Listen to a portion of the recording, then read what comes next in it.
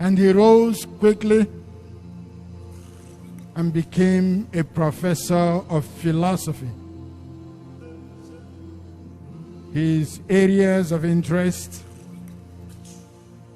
are philosophical anthropology. That is his central focus. That is the area he took over from the famous Professor Mundine at the Urbaniana University. Those of you who studied philosophy and studied philosophical anthropology may have, if not must have, used the books of Mundine. He took over directly from him at the University of Urbaniana University in Rome. He also got into the area of philosophy of religion and African philosophy. These have led him also to work in the area of comparative philosophy. He makes a critical link between philosophical discourses and current challenges concerning Africa and the wider world. He has published a series of books and articles in renowned presses and international journals. His lecture tours as an invited speaker have taken him to all the continents of the world, including Oceania. Bishop Onah is currently the Pro-Chancellor and the Chairman, Governing Council of the Enugu State University of Science and Technology, ESUT, and also Veritas University, Abuja, Catholic University of Nigeria. In his ministry as a bishop, I don't know if I need to tell you this, you already know it, that he has been very outspoken in denouncing all forms of discrimination, especially caste-based discrimination, as well as in his defense of human rights and good governance in the country, in Nigeria. He did not begin today. He started wrestling with all these situations already as a young man at the Bigard Memorial Seminary here when he was editor of the Touch magazine.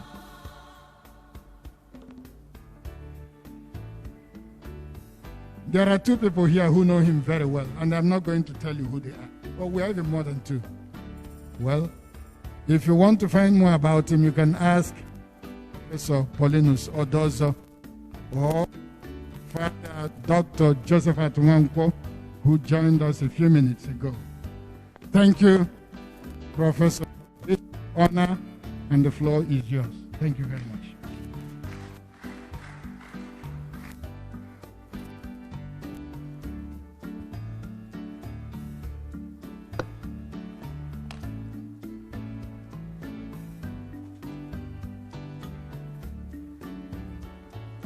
My dear friends, those who know me know that I'm allergic to protocol. Nigerians will spend 15 minutes on protocol and say standing on the existing protocol. First of all, I want to make a remark of admiration and congratulations to Archbishop Fortuntus Nwachukwu.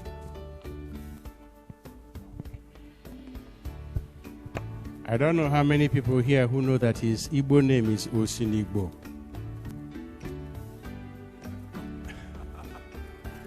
His father was a classroom teacher like mine. And since I think one of the Irish missionaries was either Mr. English or Mr. Ireland, his father decided to name his first son Osinigbo, or one of his sons Osinigbo. I want to congratulate Fortune and thank him for his courage in taking on these issues. The second Aqua Viva conference comes after the first one that was even more thorny. This one is the topic all of us are discussing now, because very often as Christians and Catholics, we may feel it doesn't touch us immediately. But Fortune organized the first Aqua Viva conference in the peak of the Ahira crisis. And the theme bordered on how to find a solution to that crisis. And I'm happy he's here with Archbishop Ubinna. Both of them were personally wounded by that crisis and misunderstood and misrepresented on both sides of the divide. I can say this because as an insider, I know. So I thank you, Fortune, and I thank the Archbishop for this. Your Grace, Amarachi, you have made my own. You know, when somebody is not prepared for a paper, he will say, those who spoke before have covered much of the ground. So you have made my work easier. And I'm also happy that we are taking up this issue of the caste systems and discrimination in the society and in the church. But as an introductory remark, I have a problem. Well, I thank others for making it to this place from Notre Dame. I know how difficult it is to obtain these permissions to be here. Even when you are in charge, you still need some permission of some other person who oversees what you do. So thank you for coming. I don't know how other people got their topics, but I guess the Archbishop chose his. Otherwise, nobody would have given you confiliation and refiliation, because those are your terms. My own term was given to me, imposed, so to speak. And I'm not comfortable with it.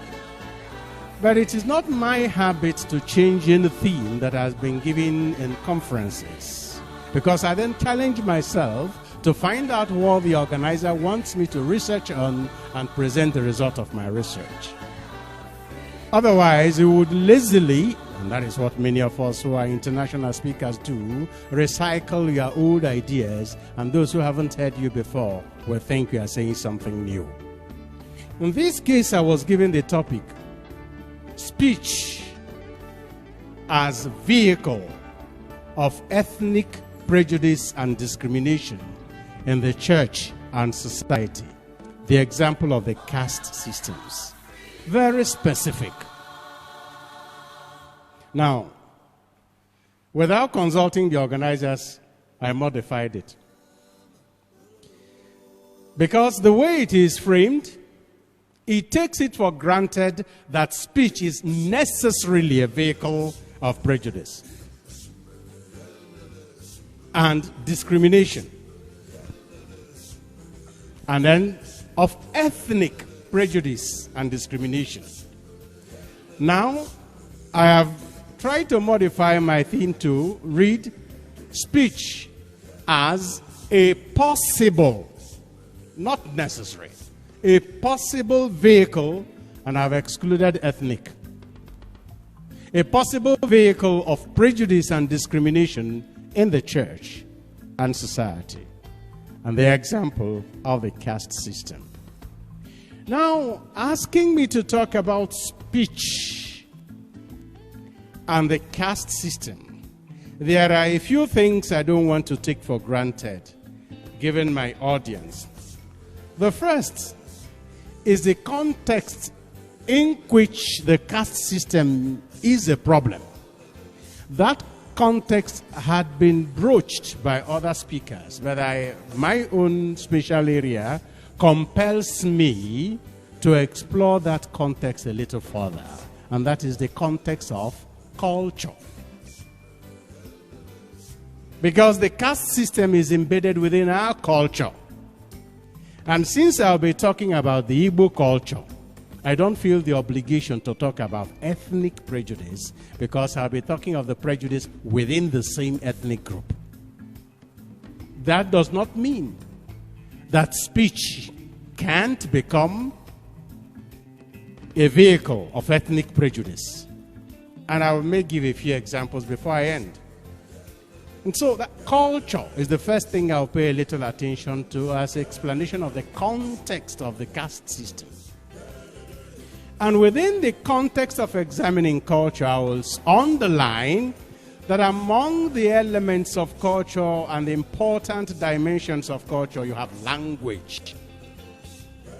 You can't talk of culture without a language, because language is a vehicle of culture as well as an element of culture. And establishing the link between language and culture, then I'll single out speech as an audible dimension of language. And having singled out speech as an audible dimension of language, then I will, thanks to God, Igwe, the Obi of Onitsha, has done the job of exploring the Osu caste and Ohu caste system in the paper in the morning, along also with His Grace Amarachi Obinna, His Grace Archbishop Obinna.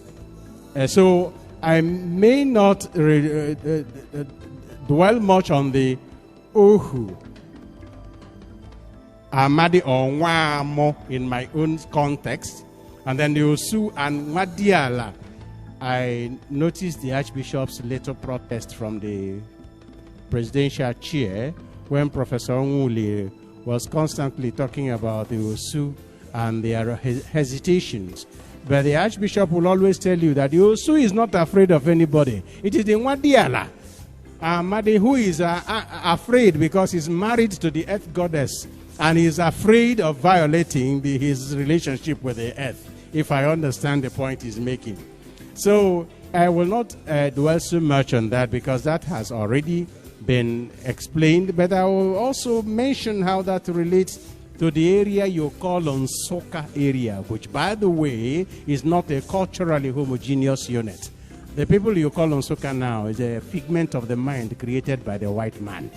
They have no cultural relationship, most of it. Then, by way, towards the end, I will mention also the speech, how speech could be at the service of discrimination in the caste system et al. Not just the caste system, but other systems. And finally, as a way of conclusion, I will make some remarks about the role of speech in evangelization and in an evangelized culture. Now, first of all, language. Culture. I won't bother you with definitions. That is our area as students of philosophy, but I will not bother you. Also because philosophers don't agree on what culture is. There are more than 150 different definitions of culture. But then, I want to point out that nature is given. Whether you believe in the existence of God or you don't, you will accept that there is something that is given, which you can do nothing about.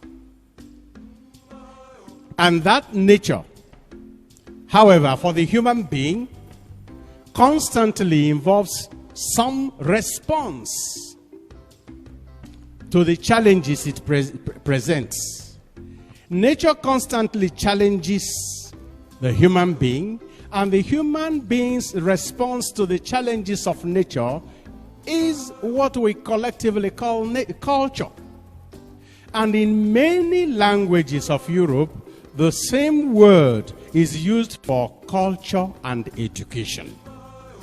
Because an educated man is a cultivated man in the sense of a person who has constantly responded to the challenges of culture to the point of acquiring certain stability.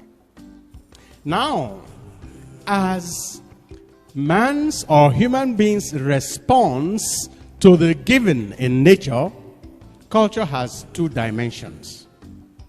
One dimension is the human being himself, the subject, the cultural subject.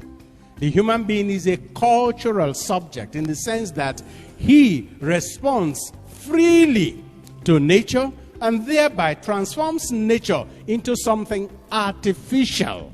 Culture is artificial because it is the product of man's own engagement. This podium I'm standing on is not natural.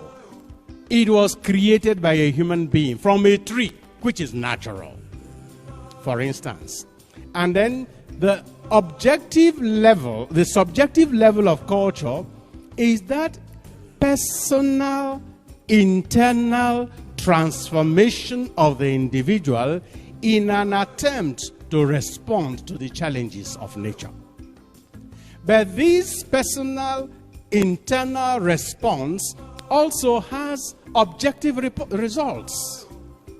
Because each time the human being responds to nature, something different from what nature originally presented emerges. And that is the objective dimension of nature, culture. So long as the individual is concerned, culture, the subjective dimension of culture is personal to him. But once the product of that transformation has become public, it then becomes possible for him to share it with other people with whom he shares the same space. And that becomes the external dimension of culture, which ordinarily is what we call culture in the sense of the shared worldview, shared symbols, shared institutions, and shared values of people in a given society. And that is why you can talk of Igbo culture, Yoruba culture, British culture, and so on and so forth. Because in that sense, it is shared. What is natural to all of us is hunger. But the fact that the Igbo man responds to hunger in one way, whereas the British responds to hunger with another type of material, those things are cultural, determined by several things, including geographical context and period in history. It is important to bear this in mind, because when the geography changes and when history changes, when external context change, responses to natural challenges also change. Because of that, culture changes. Culture is dynamic. Even though some aspect of the results of man's engagement with nature, some aspects are transmitted from generation to generation, and they become tradition, from traditio to handover. Culture, by its very nature, is dynamic and constantly changing. The Archbishop said, you said it in Latin, cultura semper reformanda. That is a beautiful way of putting it. You know, Igbo people don't even know, many Igbo people don't know. And many of the things we are fighting about and defending as Igbo culture are borrowed things. You saw the Amanyanabo of Opobo here today. The thing he was wearing when he came is called Etibo. That train that Jonathan always wears. Etibo is their jumper. That thing is a British man's 19th century jumper. It didn't originate in River State. If you check old photographs of the British, you will see them wearing it, but only very rich British could afford it. And when it came to Nigeria, it cost £8, $8. 80 bucks. 80 bucks, and from 80 bucks it became Etibo. And that name has remained, and the Rivers man thinks he was discovered by him. And very often, we as Igbo people even don't remember that all the clothes we wear as our traditional dress has no name in Igbo. One is wrapper, the other is blouse, the other is trouser, the other is jumper. The only thing that is natural to all of us is nakedness, and it is nobody's culture.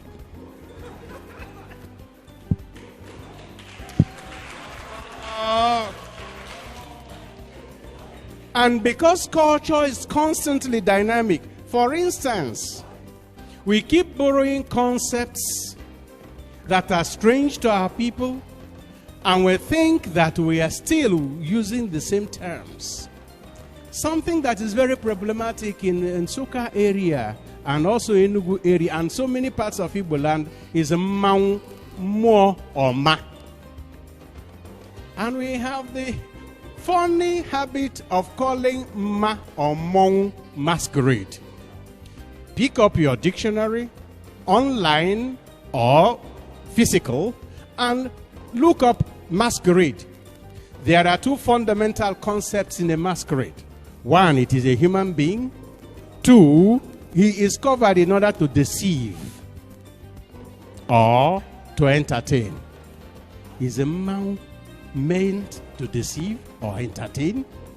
We employ a British concept into an Igbo reality, and I keep telling people that that temporary presence, visible presence of some reality from the spirit world among the living, which we call mo or mang or ma in Igbo land, has no equivalent in English. It doesn't exist in the English world. And we are fighting it as masquerade because we don't even know what it means for those for whom it is a religious symbol. And these things keep changing. They were introduced in Nsukka, for instance, as a means of religious colonialism by the Ata of Igala. The Ata of Igala, who came to the southern part of his kingdom when he was driven by the Jukun in the north. Oppressed by the Jukun, he moved southwards. And he did not find any kings to conquer and to enter into treaties with. The Amanyanabo of Opobo, the Obi of Onitsha, the Eze of Archbishop, we have been told they were among the 7 only existing kings before the white men came, with whom the white men entered treaties. He is called a treaty king. They entered treaties, and by entering treaties with them, they conquered their areas and ruled them by indirect rule. But when they came to other parts where there were no treaties, what did they do? The same thing, they appointed their own warrant chiefs. The same thing the Ata of Igala did. When he found no kings to conquer, he imported all his deities and divinities into Nsukka area. And with them came his priests and those Hmong that he used as police to enforce his laws. And up till now, the last Ata was even a Catholic, but the Ma has refused to go, and they are still tormenting Nsukka people up to today. Now the reality has changed, the history has changed, the need is no longer there, but people are still clinging to it, defending it as Igbo culture, because, as our people say, Ajife Bararo or Buro Menane. It has become our culture. And then again, these so-called Omenane, we have to be careful as Igbo people, because we may be defending a retrogressive state of our people's development and calling it culture. When the white man first came, our people had the loom from which they wove their clothes. And that loom was not big enough. What it wove was very small and large enough only to cover the waist. And the women dressed covering their waist area, and the men also covered their waist area.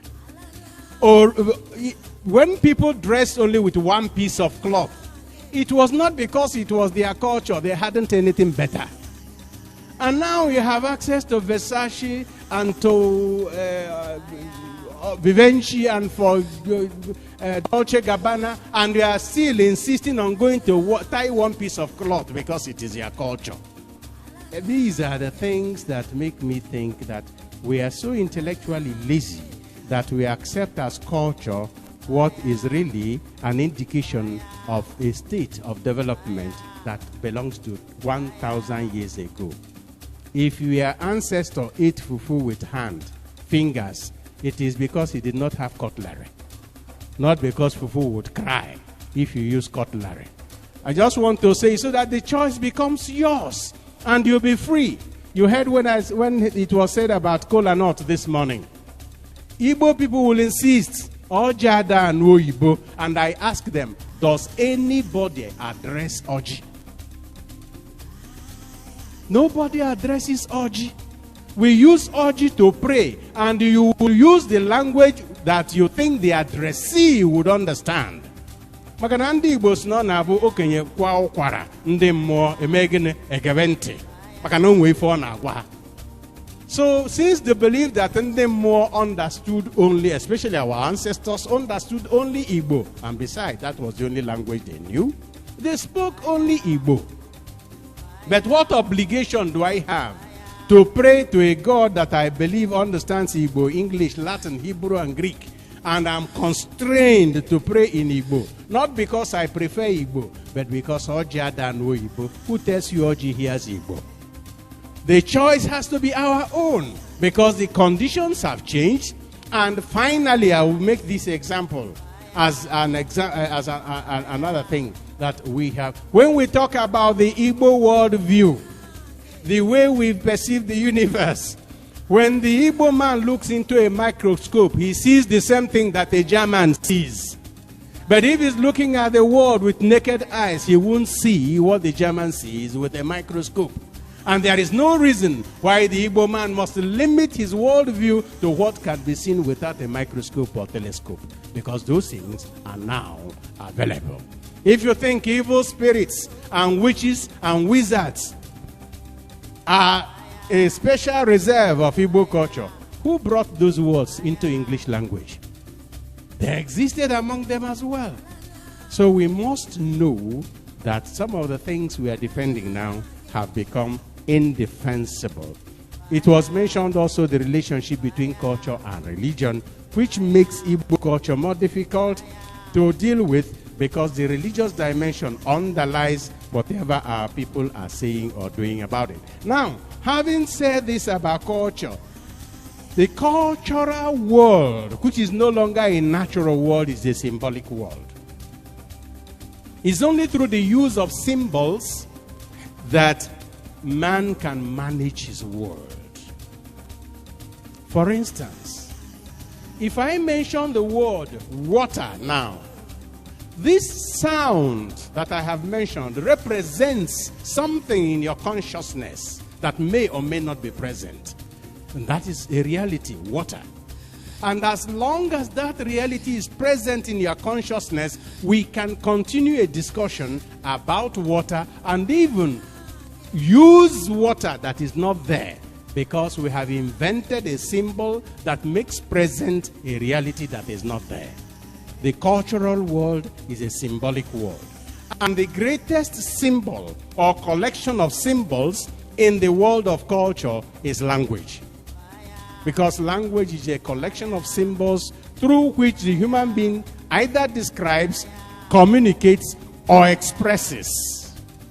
Language is the most prominent vehicle of culture, that is, of transmitting culture to another individual, or even from one generation to another generation. Without language, you can't even think, because there is no thought that you can have without a word that represents it. In fact, philosophers have been arguing which one comes first, language or thought. It is like the problem of which one comes first, egg or hen. If you say language, you say what was language expressing before thought. If you say thought, they will say what was thought thinking without a language. With what instrument was language being thought? So the relationship between language and thought is so deep that without language, you can't even begin to relate to the external world through the medium of symbols. And because language is a vehicle of culture, it is also a sign of the freedom of the human being, because it gives the human being the freedom of spirit to rearrange those symbols. The symbols are so rearranged that there is no compulsory relationship between the symbols and the reality. Example, aqua. That sound is a symbol. What does it mean? For the Igbo man, it means cloth. For the Italian, it means water. So there is no natural connection between the symbol and the object represented. And that gives the human being freedom to rearrange his world according to what he needs. For that reason, you even find English words that Nigerians have given other meanings. When a Nigerian tells you, I appreciate you, he's telling you, I thank you. The British will not understand that. And again, when he says, the man has been settled, no American will understand what he means. But every Nigerian knows it is an English word, but it has its own meaning for Nigerians. That is the freedom of rearrangement of symbols within the context of culture. And when you come to language, then, as a vehicle of culture, without language, there can be no homogeneous cultural group. People who don't share the same language can't share the same culture, even though people may share the same language without sharing the same culture. And language here can be language in the sense of the capacity of a human being to express and communicate, but also in the sense of tongue, like Igbo, English, and then Hausa. And when you come to the context of language, speech is very important, because it is the most audible form of language. And in a tradition and culture like Igbo culture, where we have a tradition that is oral, then we can understand the importance of speech for our culture and cultural process and cultural transformation. There is an idea I learned from a friend, my friend and teacher, John Nwachukwu, when he was studying speech in Bensira, that I would like to quote to you at some length. Well, I summarize. He says that there are, and rightly so, there are two elements in speech among the Semitic peoples. And in many ways, the Igbo culture resembles Semitic culture, but I won't go into that. The two elements in speech, one is the dianoetic, and the other is the dynamic. The dianoetic is that element in speech that makes it communicate, that makes it impart meaning, that makes it impart ideas. That is the dianoetic. It has to do with the intellectual capacity of human beings to transfer ideas from one person to another person. The second element that is very important, especially for the assignment I have been given, is the dynamic. The dynamic element in speech is that makes speech creative, recreative, and formative. Speech for the Jews creates and reshapes reality. And the example he gives is divine speech. And the greatest expression of the creative capacity of divine speech is in the account of creation. And God said, and there was. God said, let there be light, and there was light. That is the creative capacity of speech. And since the human being is made in the image of God, he shares in this capacity of God, this divine capacity, to create through speech. Remember that after creating the universe, God handed over the management and organization of the universe to Adam in chapter 2. And the first speech act of Adam was not descriptive or transmission of ideas, because he wasn't even communicating with anybody. The first speech act of Adam was that God brought all the created things to Adam for him to name them whatever he wanted. And whatever name he gave them, those things became. And that was his first action of control. The first action of the first way Adam realized his divine mission of taking charge of the universe was to name them. And please don't underestimate the importance of the name for the Jewish people. And it's only when you bear that in mind that you will realize why God refused to tell Moses his name. Because if he told Moses his name, it would be as if Moses had a control over him. And the same dynamic or creative element in human speech is seen in prayer, blessings, and curses. To the point that when a curse or a blessing has been pronounced, it cannot be taken back. Because the power of the speaker is behind those words. And that power affects the person who receives the word or the speech.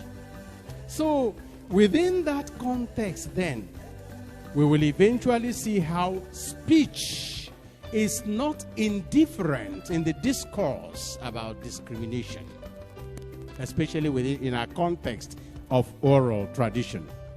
The Ohu, and some people say Amadi. In my area, it is Nmanwụ. Ohu and Nmanwụ. If you analyze it, Ohu is somebody who has been bought or captured or his descendants, onye nwe like chattel. But then Nmanwụ bụ nwa amụrụ amụ, a person to whom somebody gave birth. And because of that, there is a sharp distinction between the Ohu and the Nmanwụ, and there are various things in speech and action to show this sharp distinction. And of course, we have all seen the prejudices and discriminations against them, the rights they are deprived of. But one thing is important that I want us to bear in mind. In my own community, the Ohus, we don't have Osu. The Ohu are the custodians of the most dangerous war charms. Because they were those whose lives were dispensable. And of course, the closest our society has of Osu is the group of women called Igbare, which resembles what Chief Nmanwụ was saying this morning about those dedicated to the gods. I will conclude with that in a few minutes. Now, how does speech become a vehicle of discrimination? Listen to this from the Bible.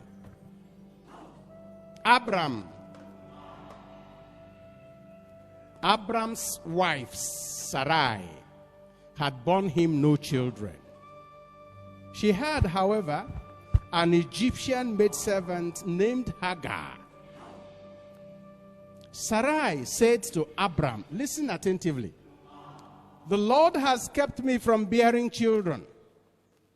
Have intercourse then with my maid. Perhaps I shall have sons through her." That speech changed Abram. That speech, Abram, have intercourse with a maid and bear a child. A short while, this is Genesis chapter 16, verses 1 to 2.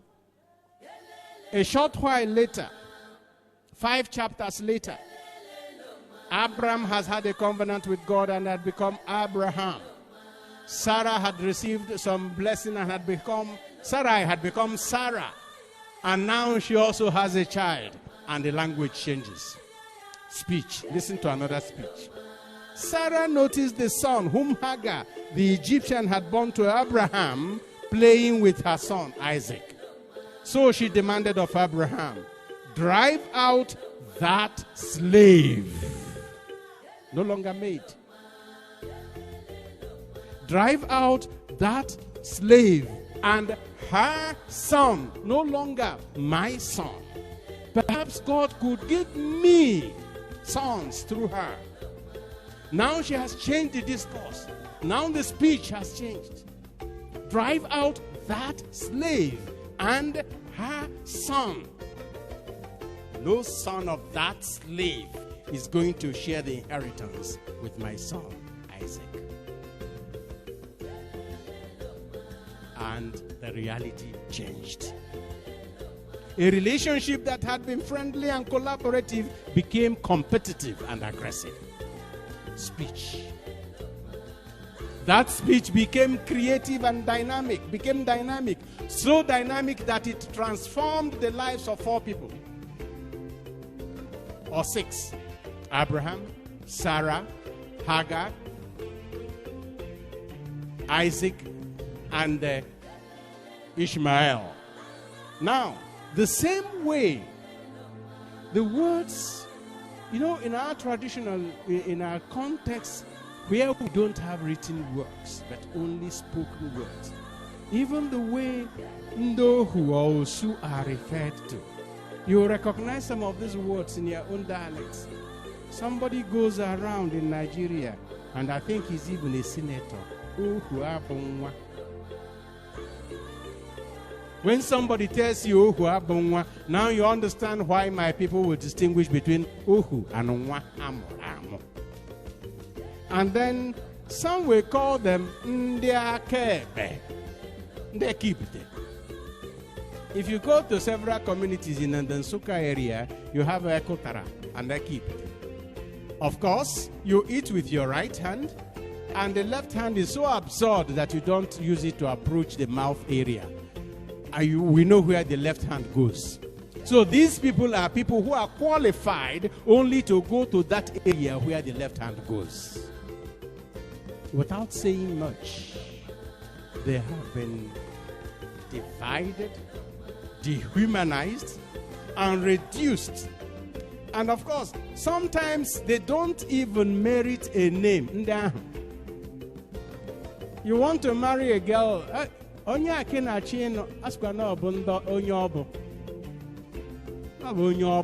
that's all. That thing. You say he or she is that thing. You need to listen to people who are in this context describe their experience. Archbishop Obina knows that it is one thing to call somebody Yosu in Emekuku. It is another thing to call him or her Osun Ketanko, which is even more humiliating. And again, Ndiaboro, Ndiaro, people who are defiled, people who are so worthless. And although this type of discrimination in our society based on caste systems is undercurrent in ecclesial communities, it has sufficiently been shown that sometimes it erupts in the open, spilling its foul-smelling poison like sewage right into the sanctuary.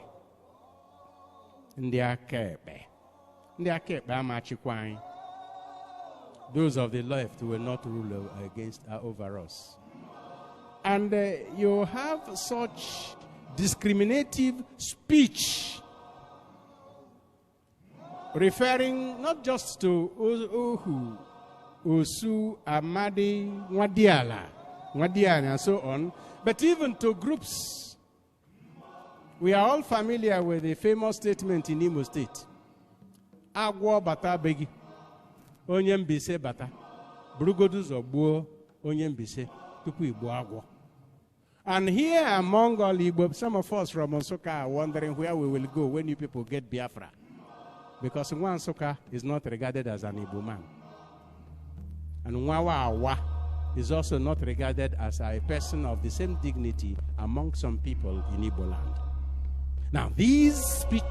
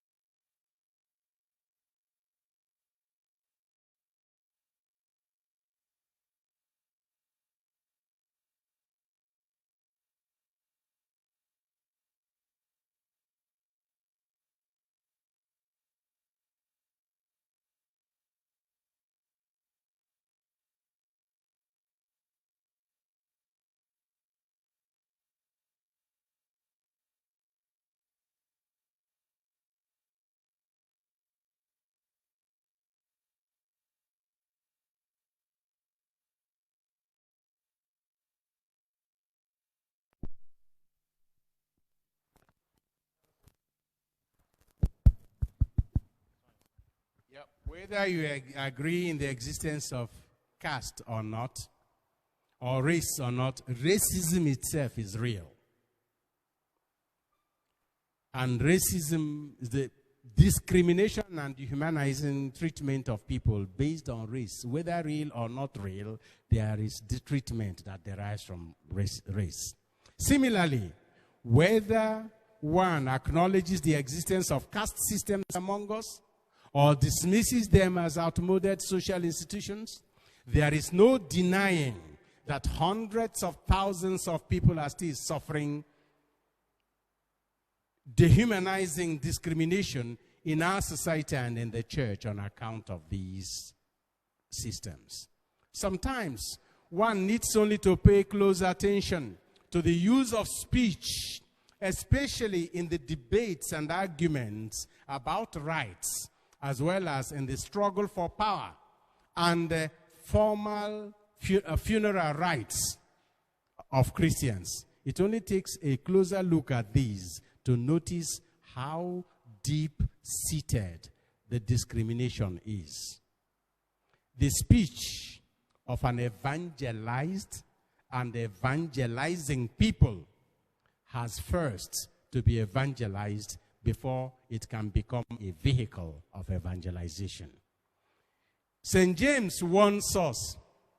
First of all, Paul tells us that through Christ we have become one. Galatians 3, 26 to 29, there is neither slave nor freeborn. We are all one in Christ and are Abraham's descendants. Confiliation. And St. James warns that speech is deadly. It is difficult to control the tongue. All wild animals have been tamed by human beings, but the human being is still unable to tame the tongue. With the tongue, we bless the Lord and Father, and with the tongue, we curse human beings who are made in the likeness of God. With the tongue, we say we are God's children, and with the tongue, we discriminate against the same God's children through the things we say. From the same mouth come blessing and cursing. And St. James says, these need not be so, my brothers. And I say, speech as a vehicle of ethnic prejudice and discrimination in the church and society, this need not be so, my brothers and sisters. Speech can also be and ought to be vehicle of evangelization and of an evangelized culture. But before I drop this mic, I will end like Obi of Onitsha. We have Osus here. Nwachukwu here. All those who have been dedicated to God to the point that they can't marry, what are they? All those whose lives have become so dispensable that they can't even own private property, what are they? The new Osus are the servants of the people of God. And I am the chief Osu of Nsukka Diocese. Archbishop Obinna is fighting in his diocese with the Anglican Bishop of Nsukka. We have told our faithful, anytime you come to a point where during your marriage, suitors or brides are refused because the other person is Ohu. If your parents say the boy can't bring the wine to their house, tell them to bring the wine to my house because I'm also your father. And if they say they won't accompany you to the girl's house because she is Osu or Ohu, come, I, your father, and my other sons will accompany you. And I mean it. Nobody has had the courage to come to me, but I know that at least one person has gone to the Anglican Bishop of Nsukka, and the marriage is still working. Thank you, and God bless you.